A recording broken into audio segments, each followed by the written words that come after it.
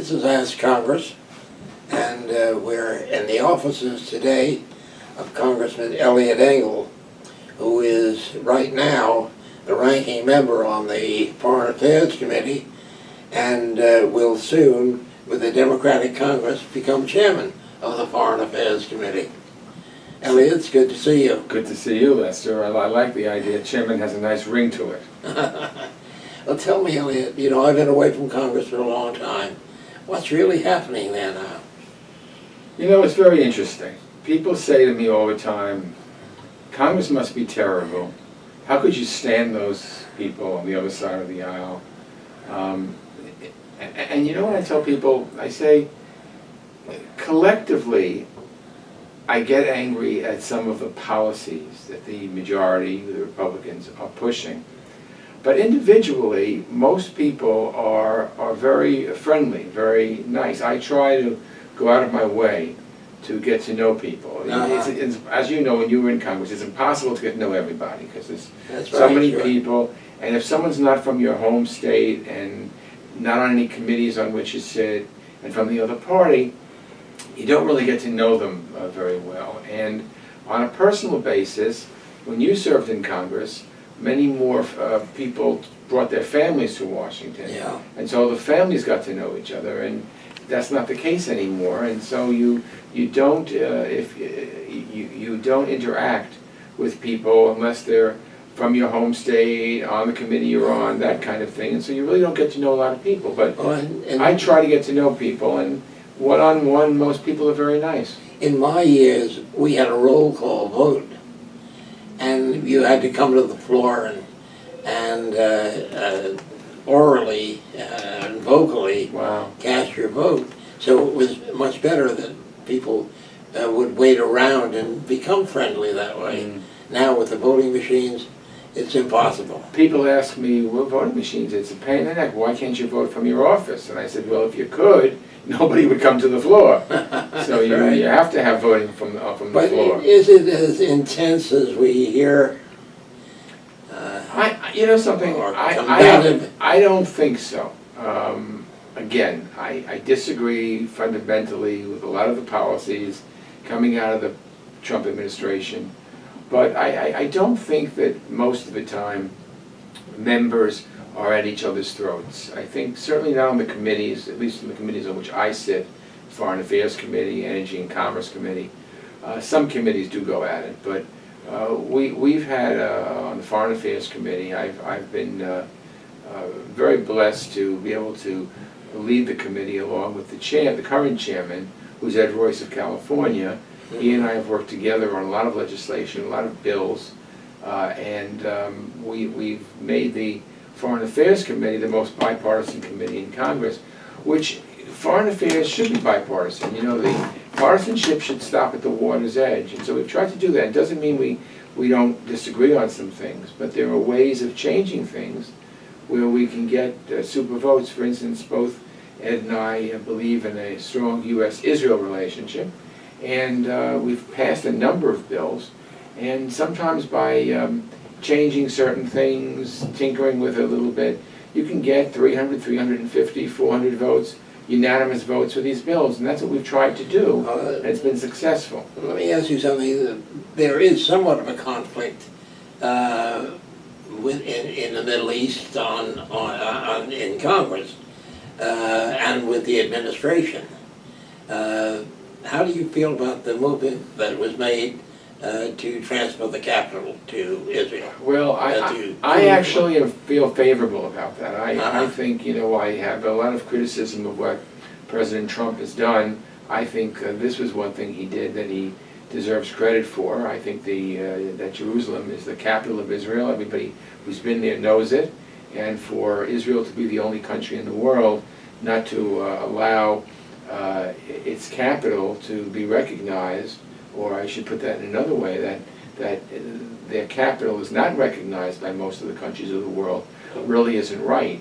For instance, you know, our capital obviously is in Washington, and if some other countries wanted to put their embassies in Chicago or Los Angeles, that would be inappropriate, since Washington's our capital. Well, Jerusalem is Israel's capital.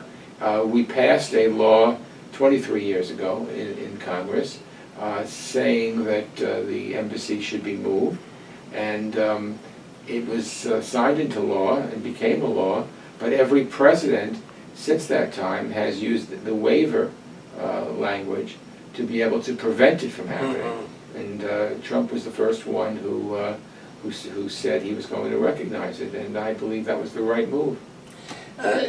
What do you consider today the most important problem that we have in we have so many. How do you single out one particular problem that's most important in the way of foreign affairs? Well, I worry, we have our alliances, which have worked very well, and preeminent is NATO. NATO was founded at the end of World War II, essentially to keep the Soviet Union, or the Russians, in check and prevent Russian aggression. And it's been a successful treaty all those years. So it bothers me a great deal when President Trump trash talks it or downplays it or badmouths it. That's not what should happen. When he says it's, if you already used irrelevant or antiquated, that's not true. And he goes to Europe, particularly Helsinki, and says nasty things about our allies, gets into feuds with the leaders of Canada, Germany, England, and France, who are our strongest allies, and says nice things about Putin, when we all know that Putin and the Russians tried to sabotage our elections, got involved with it, and maybe even did sabotage it in the presidential elections of 2016, and are very well poised to obviously do it in 2018. And the president just poo-poos it and makes like it's not a big deal. We don't even know what he said and what Putin said to him in this private meeting that they had. And we'll probably never know. And what we do know is when you are praising the Russians, who are certainly our adversaries, and trashing our allies, that's wrong. And that's not the way to go, and that bothers me a great deal. How about the question, so much emphasis has been put upon the whole question of the Russian interference in our elections? You as the vice chairman, I guess now, of the Foreign Affairs Committee, with the prospect in mind of becoming the chairman if the Democrats take over, how much are you clued into what is going on?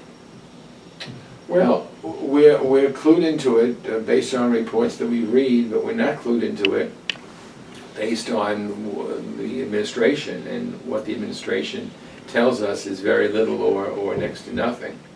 So I think one of the important things that committees need to do to get insight into what's going on is to hold hearings and get answers and find out things. And we are really at a loss as to what's going on. That's not the way it should be. When, as you know, Lester, when our Constitution was put forward by the founding fathers of this country, they did not make the legislative branch, which is the Congress, inferior to the executive branch, but they made three co-equal branches of government: the judiciary, which is the Supreme Court and all the courts, the executive, which is the president, and then the legislative, which is the Senate and the House. And so I believe very strongly that the president doesn't tell us what to do. We tell ourselves what to do, and we have equal standing to the president, no matter who he or she may be. What I'm asking is there any coordination between the Foreign Affairs Committee and the Appropriations Committee, for example, on foreign relations? Well, the coordination is, if we feel strongly about foreign aid, which I do, we speak to the committee, to the Appropriations Committee. But the way Congress is set up, the majority has so much more say than the minority. Right now, things are done on a party line basis, and so if I wanted to do more aid to a certain country, of course I could say whatever I wanted. Whether the Republicans, who are now in the majority leading these committees, would listen is quite another story. Well, the other part of it is so far as the Intelligence Committee. How, is there any coordination between your committee and the Intelligence Committee? Well, there's minimal, I would say. There's minimal. You know, we are both entitled to go down to the SCIF, which is where the classified briefing materials are, and read that, which I do. But we haven't coordinated it with the other committees in the way that you would think would make a lot of sense. So it's a problem, and that, you know, what you've seen on the Foreign Affairs Committee, as I mentioned before, is we've tried both parties working together. What you've seen on the Intelligence Committee is a complete and total breakdown of any kind of committee, of any kind of working together, of any kind of getting to the bottom line and the truth. And that's really been bad. You know, the chairman there, Devin Nunes, went to the White House and told about things that he had learned. The Democrats feel that they're being aced out, Adam Schiff, that they're being aced out and not told the truth and not being allowed to participate and not hearing what's going on. So it's a problem. There are other committees that should be working together in tandem, and they don't. And unfortunately, I think that's part of the problem of this administration when it comes to foreign policy. I also think there's no consistency. I think one day the president will tweet one thing, the next day it'll be something else. Even his staff doesn't know what he's going to say, and you know, I call it fly by the seat of your pants diplomacy. You know, you never know what's going to come out in those tweets, and I don't think that's a way to Running government by tweet. Right, right. Which is unfortunate. In my day, we had the opportunity of liaison with the executive. It was a close relationship that we had, whoever it was that was president, Democrat or Republican. Fortunately, I served in the majority all the time I was in Congress, which was a great thing because of the fact Tell me about it. that we had a good opportunity to do things that normally, under present circumstances, you can never do. Well, I've served 30 years in Congress. I've had the privilege to serve 30 years. 20 of those 30 years, it was in the minority. So it's, as you know, Lester, it's quite different being in the minority than in the majority. You know, I always say to people, remember when you were in school and they showed you this chart that said how a bill becomes a law? I said, rip it up, because that's not really what happens. If you're in the minority, very rarely do your bills become laws. How about shifting to another area of the world, Asia? What is happening with North Korea? Well, from what I've observed, and again, nothing the administration's told us because they don't really tell us anything, is that there were a lot of promises made, but we don't really know what North Korea has done or is doing, or if they're fulfilling their promises. I know that we get remains back from American soldiers who died during the Korean War, and I appreciate that. But the fact of the matter is, Kim Jong-un got all this publicity, positive publicity, elevating himself to the President of the United States, meeting with him privately. It's worth it if you know that the Koreans, the North Koreans, are going to really practice what they preach.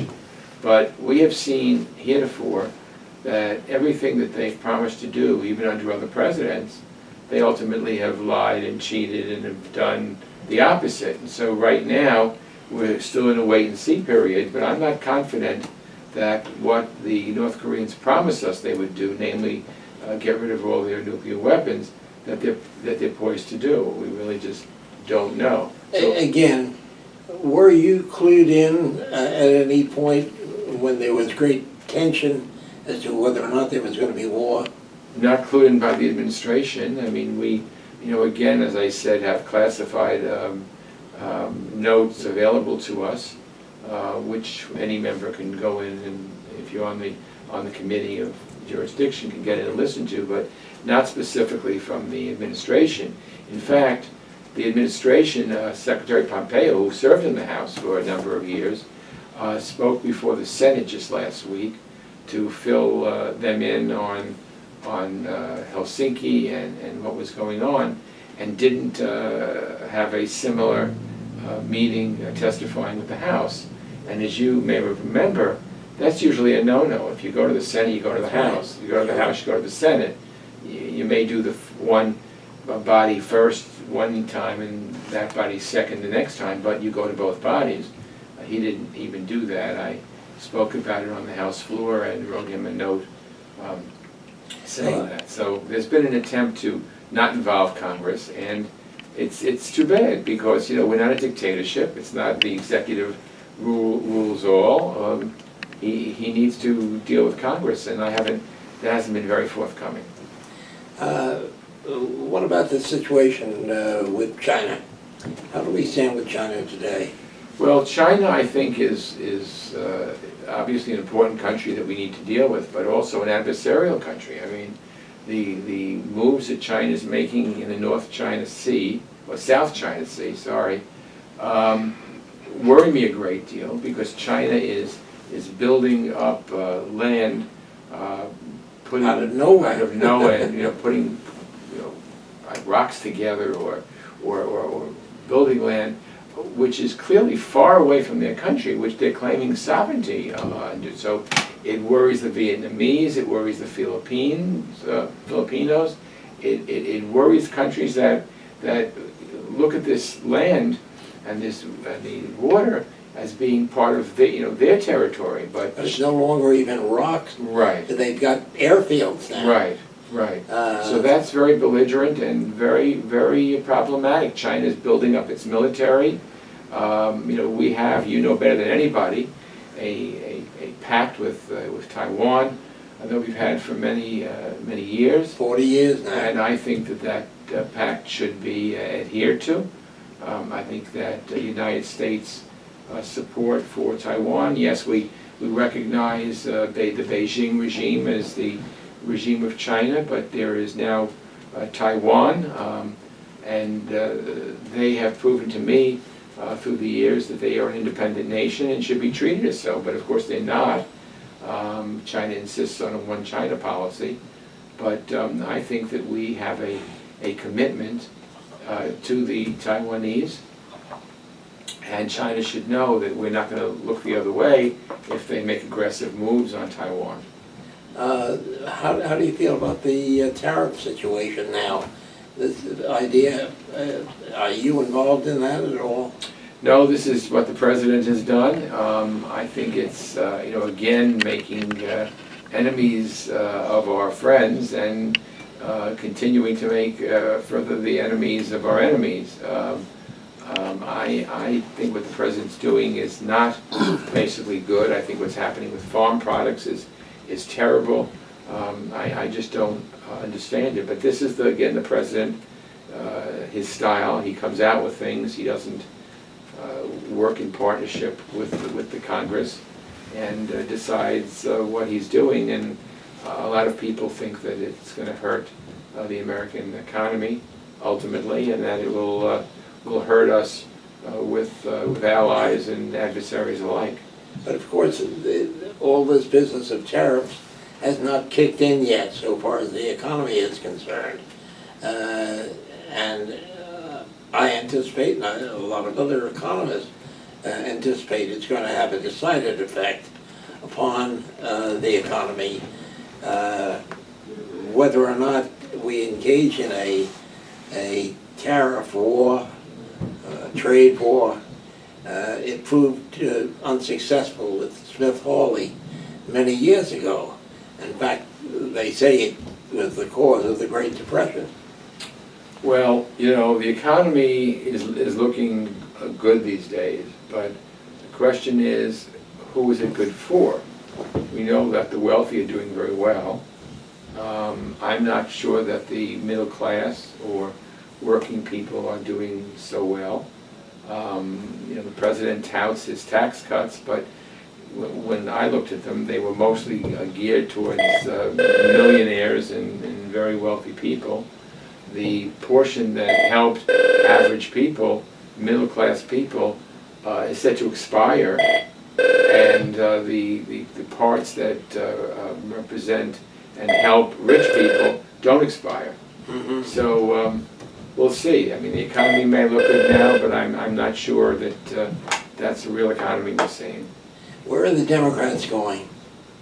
I think we're going to win. I think that in November, people are fed up with what they see, and I think that we're going to win several seats, enough to give us the majority. I'm really optimistic about that. I've been through a number of elections where we call them wave elections, and this one has that same feel to it. But you know, we've got to get out there and keep getting out there and letting people know what we stand for. We can't sit on our duff or rest on our laurels. You know, one of the reasons why the Republicans have been successful is they took control of all these state legislatures and governorships and then gerrymandered the congressional districts all throughout the country. So it doesn't mean that Democrats can win the majority by getting 51%. We have to get much more than that in order to get the majority. I think we're going to do it. And I think the enthusiasm level amongst Democrats who are clamoring for a change, who are watching this administration in horror, will come out and vote. And I think we'll do fine. How about your district? You don't even have an opponent. Well, I had a difficult primary, which I won handily, I might say, which Well, you always do. I have to thank the people of the 16th District in Westchester and the Bronx.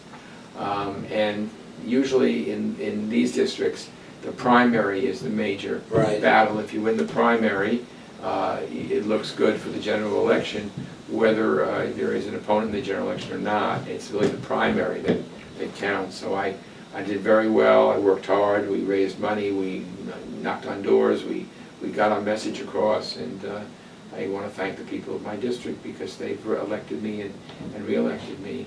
And now this is the 16th time. And I like to think that they are pleased with what I do because they voted for me, and I just thank them from the bottom of my heart. You know, Lester, there's nothing more satisfying than to be a member of Congress, I think. Nothing more satisfying in terms of being able to help people and being able to be part of the community and being able to be the person that people rely on. We're sitting here now in my district office in Riverdale. People come off the streets and walk in all day long for help. I see you have a large staff locally in order to handle constituent matters. Yes, I have more of from my general staff. Now that I'm ranking on the committee, I have a lot of committee staff in Washington, but of my regular staff for the 16th District, most of them are in New York, not in Washington, because I really do believe that an important part of what an elected official should do is provide good constituent service. So I have had a motto that I've said for a number of years that no problem's too big or too small. We encourage people to come in. We never ask what their party affiliation is or who they voted for. That's not relevant. If they live in the district and they need help, we try to help them. We even help people who don't live in the district, but we help people in the district, and there's nothing more gratifying than to make a positive change in If you had people's to lives. do it all over again, would you do the same? Oh, easy. Easy. The answer is yes. Very, very easy to do it.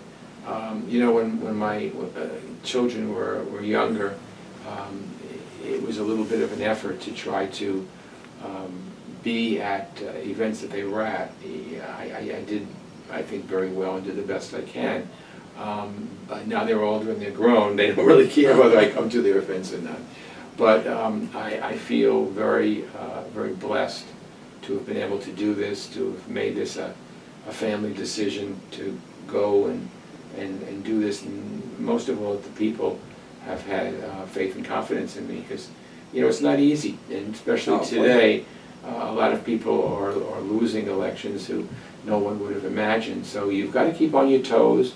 You've got to make sure you're around. You've got to make sure that you're continuing to help people, and I love doing it. And you know, who else? What other person can? This is my dream, so I'm living my dream. Not too many people can say that, so I consider myself very lucky. One final question. You know, people have talked about congressional junkets all the time. I was criticized for travel. I was chairman of of Asian Affairs for many years. But the important thing is that members get out into the areas, especially in foreign affairs, get out into the areas where they have jurisdiction Of course, and see firsthand of course. what is going on. Well, you know, when you travel and you go to another part of the world and you can actually see, as you said, firsthand about what's going on, there's no substitute for that. You can't read it in a book, you can't get a feel. People are coming to see you in Washington, that's great. But to actually get out there and actually meet the people and do things for the people. You know, one of the things I'm most proud about is I have had a very close relationship with the people of Kosovo, Albanian, ethnic Albanians.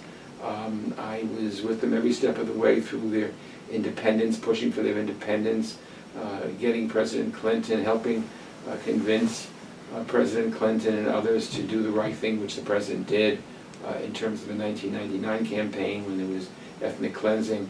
And I'm well known in that country. They've minted postage stamps with my picture on it, if you can believe that one, and they named a street after me in the second largest town. And when I go to that country, people stop me on the street because they recognize me. And there's, again, nothing, if I had not gone there, I've gone there many, many times, but if I had not gone there, it wouldn't have been the same.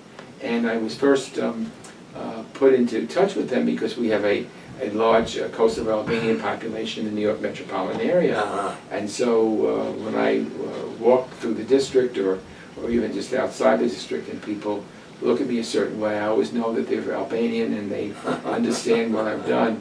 So yes, going out and meeting people is very, very important. Very important. You know, I'm a supporter of Israel. I like bringing members of Congress to Israel because unless you're there with your own eyes and seeing it and feeling it, it's not the same. You as reading a book or anything else. You need to be there and feel it, and you can get a better idea about what needs to be done, what should be done, what shouldn't be done. Well, Chairman-elect. That sounds great. Keep Engel. saying it. Thanks, Lester. I want to thank you so much Thank for you. taking time out. I know Always a it's a pleasure. busy time.